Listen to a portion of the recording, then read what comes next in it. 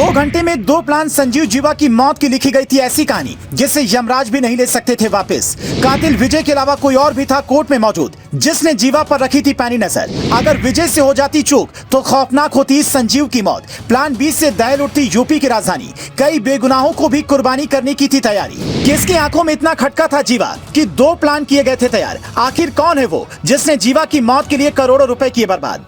बुधवार यानी कि 7 जून की वो तारीख जिसने एक बार फिर से यूपी को झकझोर दिया। हिंदुस्तान के लोगों की निगाहें एक बार फिर से बाबा की नगरी पर जा टिकी जब हल्की धूप के बीच लखनऊ का कोर्ट गोलियों की तड़तड़ाहट से गूंज उठा। 11 गोलियां चली और लोगों की भीड़ के बीच पूरा कोर्ट लाल रंग से सराबोर हो गया।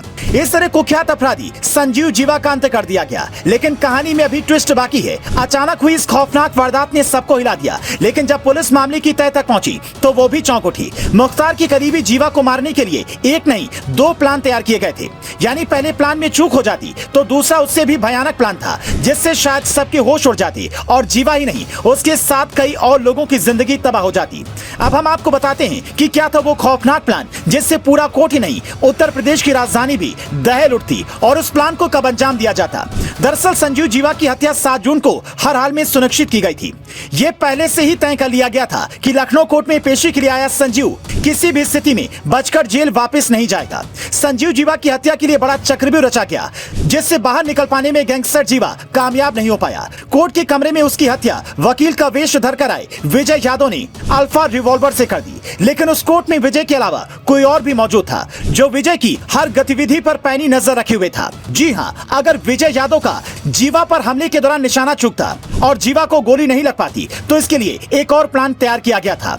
दरअसल विजय के अलावा 3 और शूटर्स को तैयार किया गया था जिनकी नजरें विजय और जीवा दोनों पर थी। और बड़ी बात तो यह है कि विजय को इसकी कोई जानकारी नहीं थी। अगर विजय यादव का जीवा पर हमले के दौरान निशाना चूकता तो ये तीनों सामने आकर उस पर गोलियां बरसा सकते थे। अगर ऐसा होता तो निश्चित तौर पर कोर्ट परिसर की स्थिति और भयावह हो सकती थी।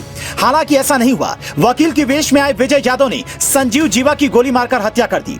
हत्या के बाद हो रहे खुलासे से पुलिस भी चौंक रही है कि आखिर कौन है वो जिसकी आंखों में जीवा इतना खटक रहा था कि उसने एक नहीं 2 प्लान तैयार किए जो करोड़ों खर्च कर सिर्फ और सिर्फ संजीव जीवा की मौत चाहता था। हालांकि सीएम योगी खुद इस घटना का संज्ञान लेकर खुद तमाम जानकारियां हासिल कर रहे हैं। योगी का साफ आदेश है कि आकाश या पाताल कहीं से ढूंढकर विजय को पकड़ा जाए। योगी का साफ आदेश है। अधिकारियों को 1 हफ्ते का अल्टीमेटम तक दिया गया है। 1 हफ्ते के अंदर और क्या खुलासे होते हैं सबको इंतजार है क्योंकि भारत की जनता इस बात को बाखूबी जानती है कि आज नहीं तो कल योगी की सिपाही कातिल को धर दबोचेंगे।